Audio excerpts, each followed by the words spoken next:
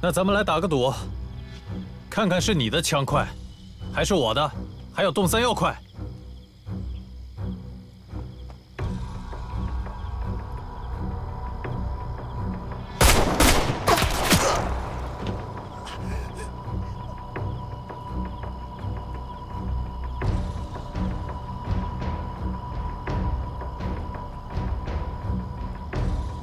动三幺，手抖了。下一次，直接瞄准陆副处长脑袋。你到底想怎么样？收枪，然后马上离开。今天的事我当没发生过。我不管谁派你们来的，今天的事儿我绝不会再提起。如有违背，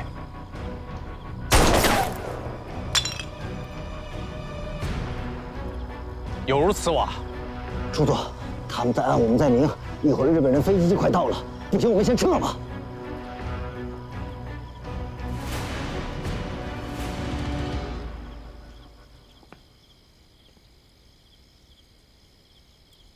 收队。撤！海棠，没事，我在呢。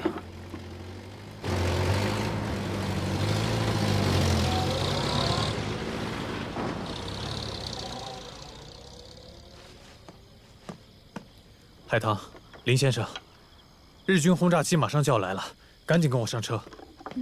好。哎呀，吓死了！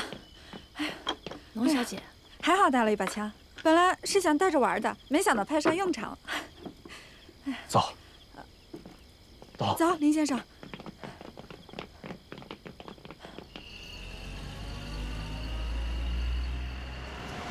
我们走树林小路，离大路远一点。 但是相对安全，不容易被敌机发现。张琪，你怎么会来北极阁？中队换防，刚好在南京。记得先生说过2天会来。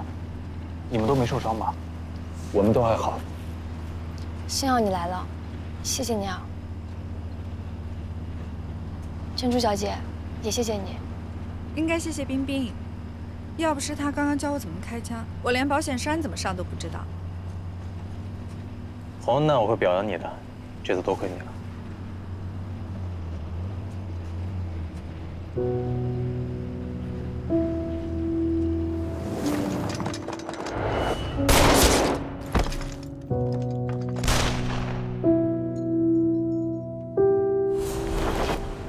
林先生，那个陆子怡是中央航校政训处的。 在北平，他参与了复兴号被炸。今天他出现在这儿，我怀疑他勾结日本人，走私科子甲骨。对了，林伯伯，刚刚您问那个人金先生的死是否跟他有关，金伯伯怎么了？怪不得100号大门紧闭，我还以为他暑假回湖南老家呢。海棠，你说那个住100号的金先生？ 可是复华大学的历史系教授金之烈。对，就是这个金教授。武丁甲一直是他在保管。这片甲片是我们研究阴代历法的一个重要依据。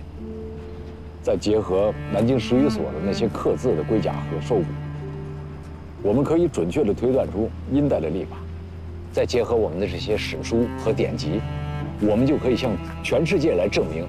中华信史的开端，但是现在啊，有一些日本侵略者别有用心，一直想抢走这片武丁甲，还有就是想阻挠我写阴代历法稿。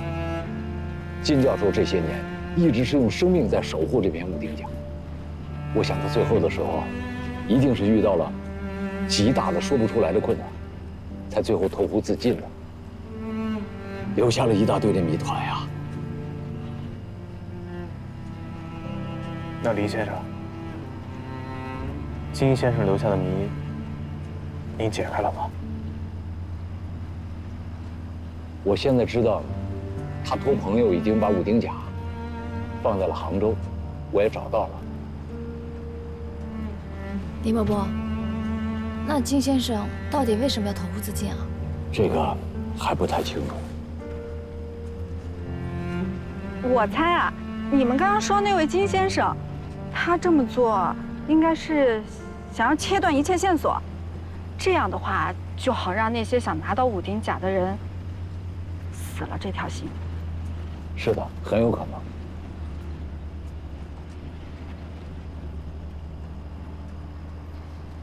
以前我总觉得金伯伯是个怪人，现在才知道，他是一个可以用生命去守护使命的人。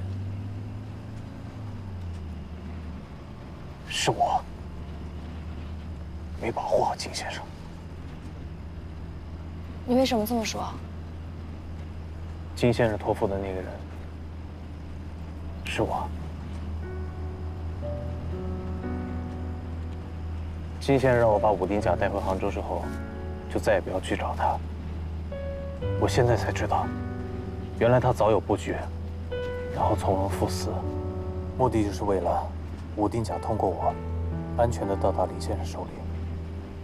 还有，陆子怡要来中央航校找的那个人，不是念乔，应该是我。我太大意了，居然没想到。张琪，你不用太自责。这位金先生就像你所说的，早就布好了局，做好了必死的决心。是啊，张琪，金先生把这么重要的东西交了给你，想必也是对你很信任。对，张姐，如果没有你，我也不会找到这片武丁甲的。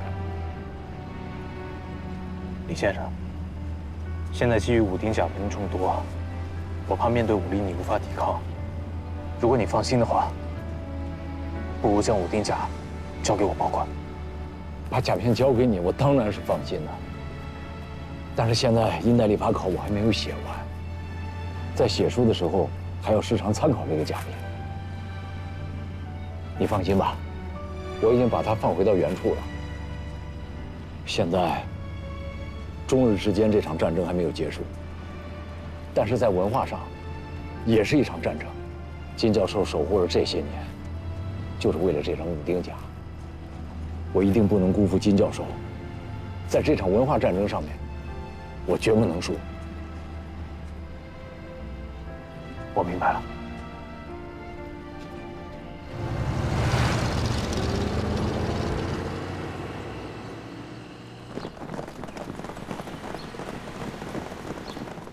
在科氏加速度中，欧米伽是运动参考系的角速度 ，VR 是相对速度，这也被称为科里奥利加速度，也是我们作为飞行员最常用、最应该记住的一个公式。请说，队长，那科氏加速度不是在惯性系中的吗？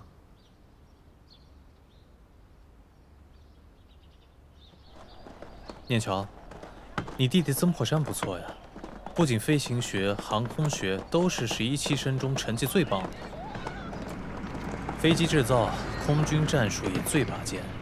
今天教科氏加速度，念乔你还记得不？当年算的你哭出来，破山居然有新见解。破山是学文的吧？没想到能在这些科目上拔尖儿。何止学的拔尖，他现在能自己上手改瞄准器，改的还真不差。队长，看你现在这个样子，像是老先生见到爱徒，啊，慈眉善目的啊。我弟破山可是曾家的独苗，这随我父亲特别有才。什么独苗？别这么说。我是养子，海棠他们都知道。聂强，别老把养子这事挂嘴边上，亲恩不如养恩大。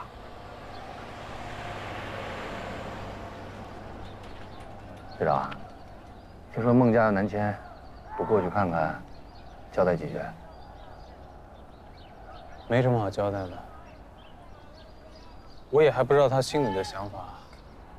现在这个局势，他还是跟家里避着战火，避着我比较好。畏首畏尾的，不像你。哎呀，要说海棠啊，那可是我最了解他。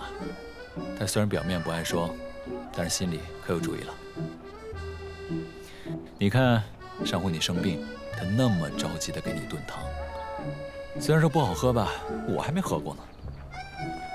但用孟伯母的话说，那可是我们海棠第1次下厨啊。哎，队长，你是不是怕呀？你好歹还是教官呢。你看我弟弟破山，要不我让他过来教教你？你不也是教官吗？你还比我大呢，不也一个没拿下吗？你们俩都是一路货，咱队长啊，18朵花从来没浇过水，好不容易碰上这19朵看中了，还走1步退2步的，我看着都着急。哎，念乔，你呢？谁又喜欢你了？哎，我现在最惦记的就是10局，你说说，咱们一退再退，退到什么时候是个头啊？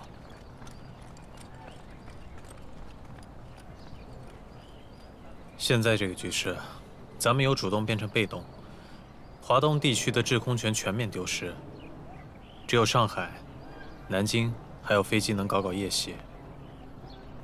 哎，不是聊感情的吗？怎么一竿子又捅到战士上去了？我们都是把脑袋别在腰带上的人，我呢，倒是宁愿守护着喜欢的姑娘，就像蝴蝶一样，让她自由自在飞多好呀，何必抓在手心里呢？哎，二哥，你经常出去给穷朋友寄钱，神神秘秘的，我们也没多问。现在想想，是不是背着我们藏了个嫂子呀？我跟你说，那还真不是。我父母和我弟弟都失联了，现在就剩我一个人。我确实给一些穷朋友寄钱，不像你们俩，是吧？花啊草啊什么的，我现在就是那些老朋友和你们这些兄弟们。哎，怎么着？你们二哥我长得不精神是吗？没事，二哥，等太平了，我让海棠给你介绍个女同学认识认识。哎呦喂，刚还说不想抓在手心里，不要人家，现在海棠叫的这么亲热，哎，那可是我妹妹。是啊，只能是你妹妹，不然你想以为是什么呀？行，弟妹啊，电桥哥。哎，自从你救了他一直为了没有救那个学生兵而自责。我准备用军人的方式，好好开导开导他。李教官，走吧，二哥，咱们找汉勋他们。不去了，我去办点事。又出去啊？邮局。今天戒严了，你还能拿车把他接进来，真的非常谢谢你。海参啊，我有话跟你说，你给我过来一下。哎，等会儿，我也有句话，借一步说。好，海参，你等我一下。嗯。李教官，什么事儿啊？我亲手做的，看看合不合适。是吗？挺合适的，挺暖和的。多少钱？我给你。10块大洋。啊，是吗？我……哎，什么钱呢？我自己做的，做了好几个月呢。比开飞机都难。真是没想到你还会做这个。怎么？你是不是看我就不像个女的呀？啊，没有，哪敢呢？那你痛快说吧，手套要不要？我们都是同袍，要，当然要。只是没想到，你真的很特别。怎么特别？好啦，不为难你了。我明天要飞昆明，接下来还要往返杭州和乌家坝多趟。等安定下来的时候，昆明见，你再告诉我。成。哦，对了，送他回家的车在外边，7点前得回来，有宵禁。好，谢谢你。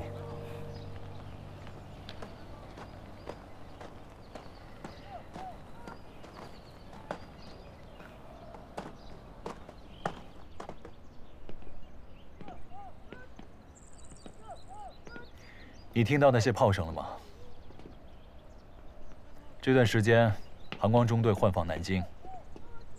虽然我们没有升空御敌，但是那边有我们14架战机，跟日本人至少30架战机对着我。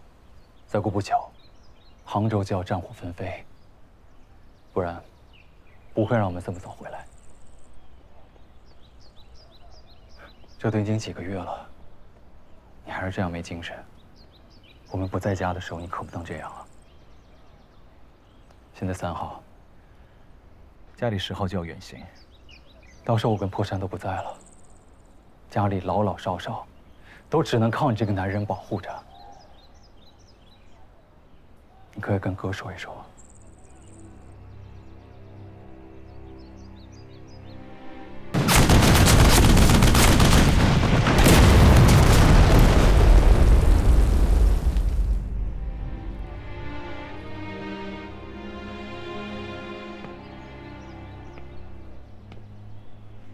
你到底怎么了呀？那我跟你说，过段时间我换防回杭州就把你接过来。如果你到时候还不想跟我说话，可能我以后就听不到了。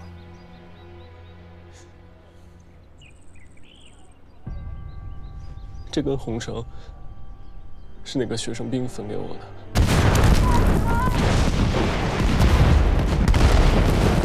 哎，带上。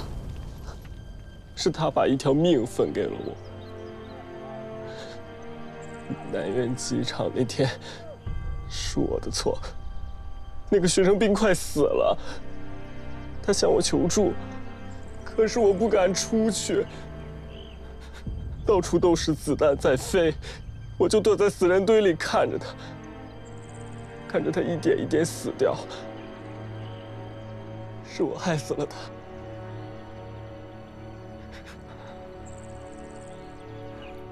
海晨，我从小看你长大，我知道你是个善良的孩子，所以你才会自责。但是现在，国难当头，战火纷飞，这些都是我们的责任。我们没有办法选择重来一次，所以我们要选择去原谅自己。你是没能救他，不是不救他，是你的力量还不够，好吗？你不明白。一个刚刚还活生生的人，慢慢死在你面前是什么感受？我就是什么也没做。这些我都明白，海晨。张队长不应该救我，这些我都经历过。死了算了，海晨，别这样，活着，每天一闭眼，你别这样了，海晨，海晨，救我！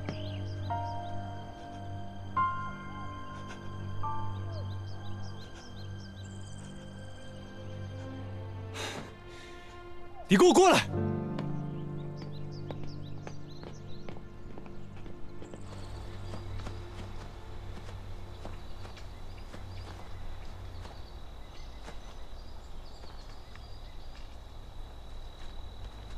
念桥哥，你要干嘛？你不是说不如一死，省得良心受到谴责吗？那你敢不敢用你的命去还他一条命？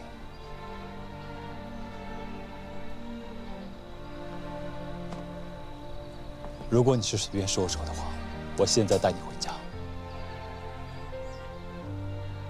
但如果你敢以命抵命的话，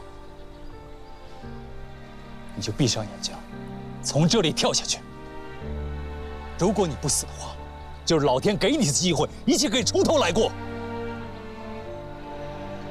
孟海晨，当学生兵是你自己选的，死对军人来说不算什么。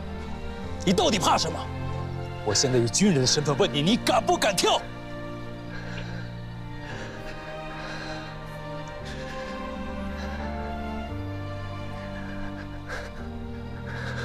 好，我跳。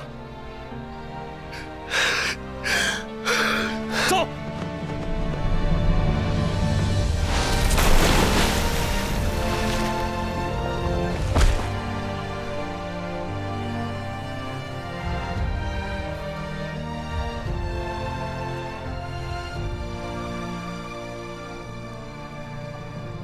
这一跳，你并不知道多高，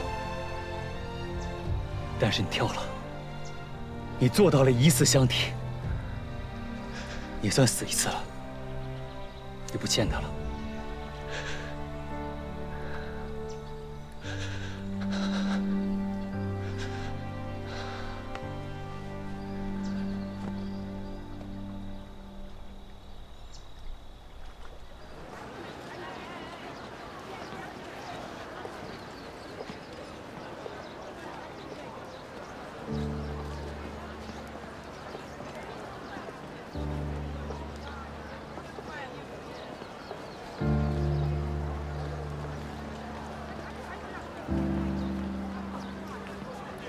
二哥，干嘛呢？认识啊？不认识啊。你来这儿干嘛？我不是说了吗？给我那些穷朋友寄钱。那咱们笕桥就有邮局，为什么你偏跑丁桥来寄呢？而且你总说给穷朋友寄钱，你的穷朋友到底是谁？不是，我说你最近怎么了？那么关心我？走，咱们换个地方聊聊。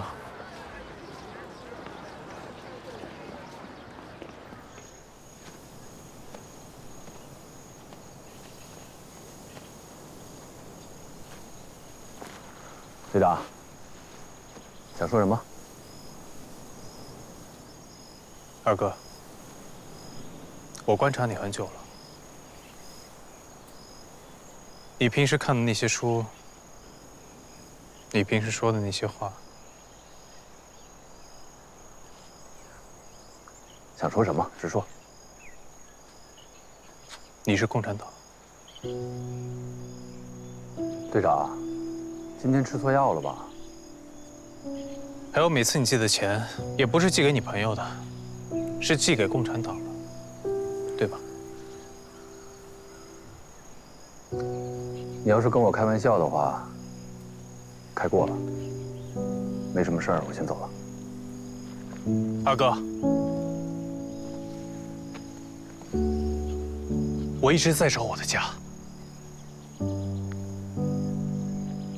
你是丁焕生，所以我不怕告诉你，民国21年，我从复华退学，打算去美国。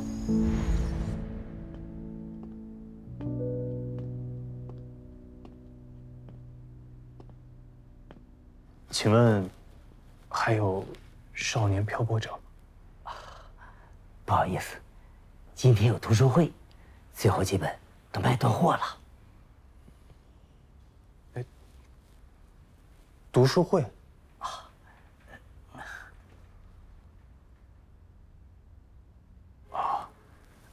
多谢。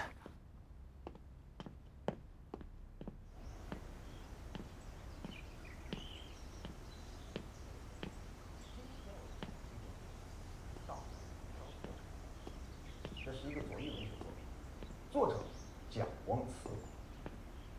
作品发表于1926年。作品刚刚出版的时候啊，鲜有人知道，沉寂多时。可是到了1927年，却广受读者欢迎。这是为何？因为大革命的失败。1927年，国民党清共大屠杀，让太多的年轻人对中国政治的未来迷失了方向。中国的未来去向何方？个人的未来又去向何方呢？左翼文学作品，恰恰是这个黑暗当中的一抹光亮。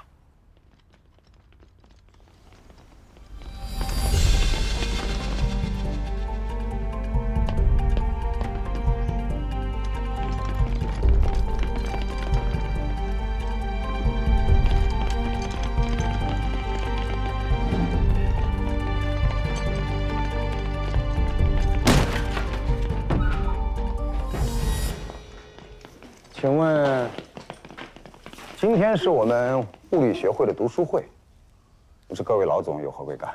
有人举报你们富华读书会集体传阅反动书籍。这从何说起？请过目。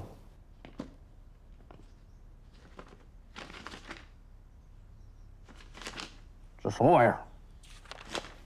这个讲的呀，是当光正被电子偏转时，电子的动量会发生一系列不连续的变化，所以啊，位置测定的越准确，动量就测得越不准确。那么，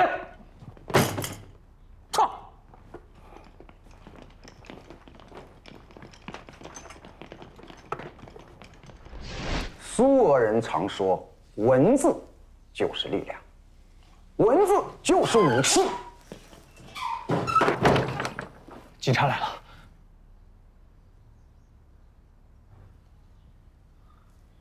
把书给我。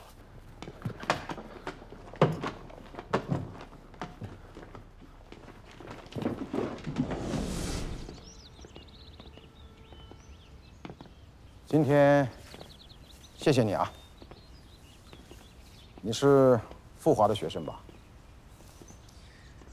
物理系2年级。张琪。不过我刚办了退学手续，要去美国念军校。为什么要去美国念军校？刚才在书店听到先生讲课，中国的未来在何处？个人的未来又在何处？我也想知道。那就祝你一路平安吧，希望你能找到自己的答案。会找到的。哎，先生，我参加过左翼学生活动，我还听过您演讲，您还在一次游行途中救下过我。您真的不认得我了？当然记得。我记得那时候，我就跟您说过，我想，既然你选择了去美国读书，那你不妨把你自己的道路走走看。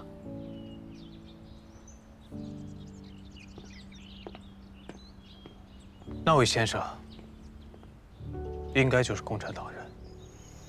几个月前我又见到他了，这次我正式向他递交了入党申请，他收下了，却没有回复。我以为他们还是不肯接纳我。后来呢？后来我才知道，他牺牲了。其实无数次我都在想，共产党员究竟是什么样的？现在我知道了，就像他那样。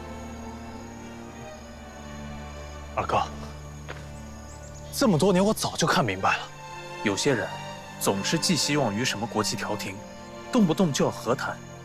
共产党就不一样，教育长都说了，共产党绝不投降。我想要追随的，必然是这么一个从不投降，而且一心为国为民的政党。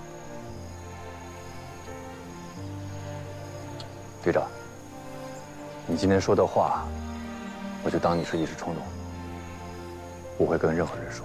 绝对不是。9·18之后，我改了名字，弃文学习飞行，再到后来从军，为的就是为了帮中国找到起名的方向，可换来的却是一次又一次的失望。亲手炸掉复兴号那天，看到学生兵尸横遍野那天，再后来听到中共中央未公布国共合作宣言的那天，我的心就明白了。我相信，只有共产党才能救中国。二哥，在笕桥你就像我的亲人一样，我不想再流浪了。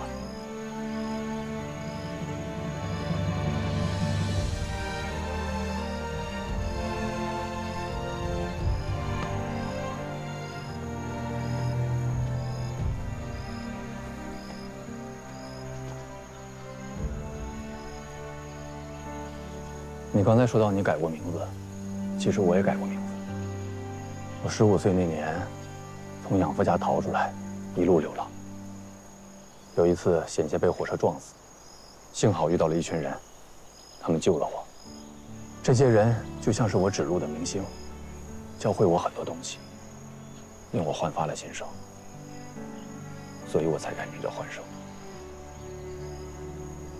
我记得有一位姓罗的先生，他一身书卷气，我最喜欢他。他跟我说，如今的中国，看似在无边黑暗的大海上找寻不到方向，看似身处漆黑冰冷的长夜，但其实，他是站在海岸，遥望海中已经看得见桅杆尖头的一只航船，是立于高山之巅远看东方，一见光芒四射、喷薄欲出的一轮朝日。说的真好。这些也是罗先生说的？不是，是润之先生说的。这段话出自于他的文章《星星之火可以燎原》。星星之火可以燎原。是的，润之先生说，他是躁动于母腹中快要成熟的婴儿。这会是一个崭新的中国，抛却了一切老旧和一切陈腐。他将迎来中华民族的完全自主与独立，将以民族革命战争驱除日本帝国主义和一切列强出中国，求得中华民族彻底的解放和独立。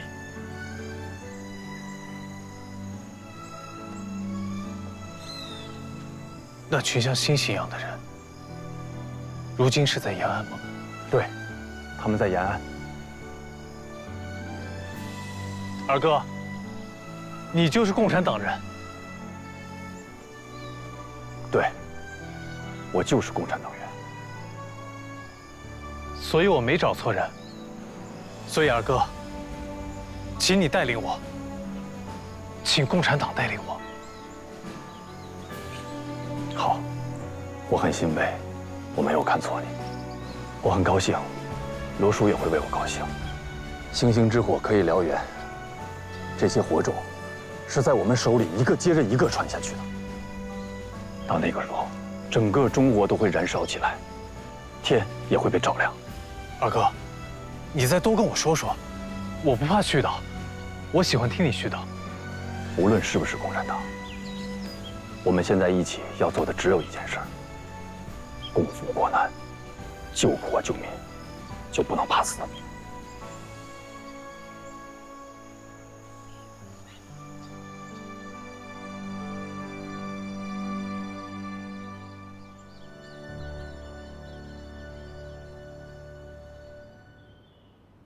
我告诉你们，你们的任务就是活着，小不忍则乱大谋。现在淞沪前线，日军已经增军至27万人，陆军9个师2个旅，海军第3舰队、第4舰队全部主力，以及空军力量尽数集结。笕桥已接到命令，尽快转移，保存实力。好了，现在向中央航校以及各大队还有航光中队传达委员长命令：本校即日起，截止至11月11日0时，分批向南昌、柳州、昆明撤离。航光中队撤离目的地为昆明，撤离过程为保证安全，勿开灯飞行，飞行高度不能低于3000米。并且高度不断变换。第11期新生学员以步行方式撤离至昆明。航光中队原申请并获得支援协防杭州湾的任务。以现在的局势来讲，我会向层峰申请取消。今天把大家召集到这儿，就是为了传达此命令。大家都去准备一下吧。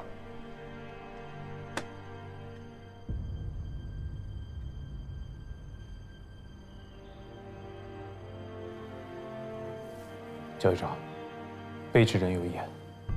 说。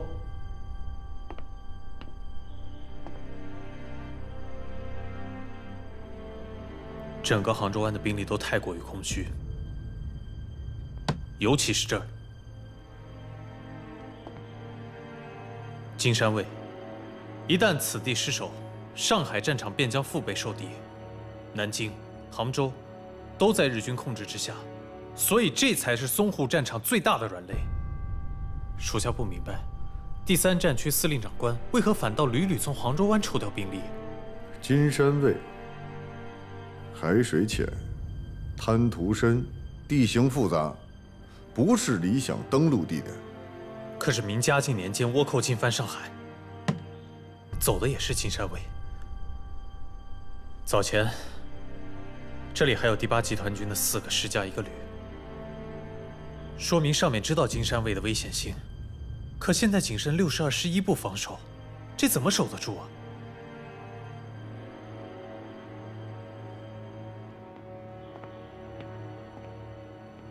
教育长，如果把韩光中队也调走，杭州湾危在旦夕。9月，中央航空制造厂已经停工内迁。军事委员会曾经制定的空军建设防空计划，应该在民国25年完成630架飞机。可是你看今天，已经是纸上谈兵，毫无指望。咱们现在剩下的战机已经不多了，如果在11月份还没有新的飞机给咱们做补给，咱们将完全丧失空中战斗能力。战必决斗，保存实力，以应未来之战，这是咱们现在逼不得已的决定。服从命令，后天，韩光中队撤离杭州。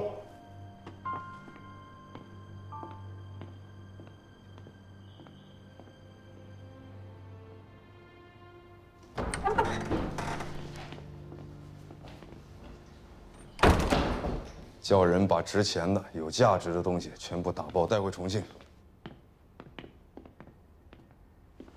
初座，您这是？啊，是，属下马上叫人收拾。许村那边有什么动静？刚得到消息，那3家人老老小小的，不知道通过什么关系弄到了1周后去昆明的火车票，11月10号他们要走。凌文月走时一定会带着武丁甲，盯紧他。张琪有什么动静？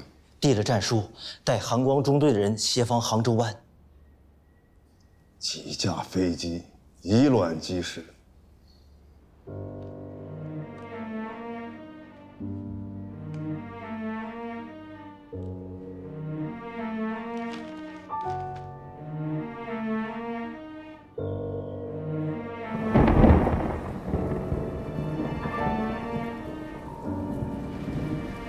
报告。见。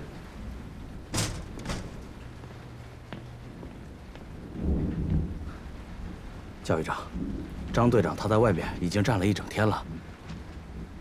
您看，让他站着吧，站累了自然就回去了。是。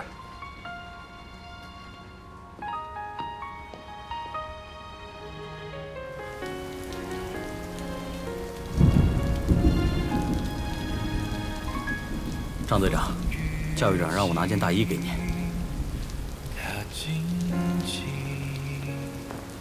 小城影，正朝夕，儿女情，泪别离，问归期，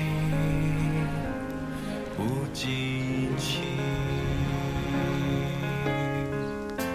新年一场热血，生与死，魂一缕，赤诚雨的花开满地。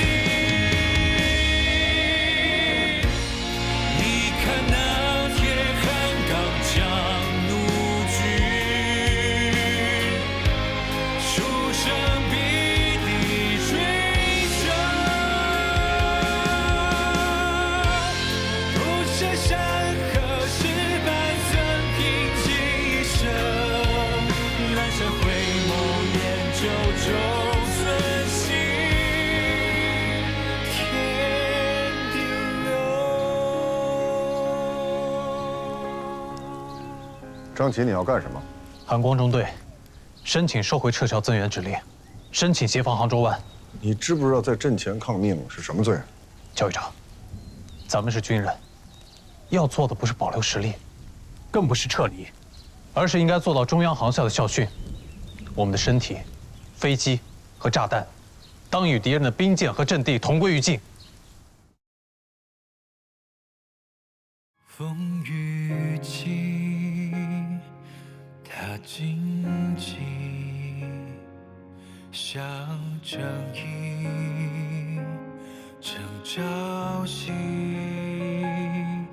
儿女情，泪别离，问归期，不尽期。信念一腔热血，生与死魂一缕，赤诚雨的花开满地。你看那铁汉刚强怒举，出生必地追杀，不舍山河是半曾平静一生，阑珊回眸念九州尊心，天地流。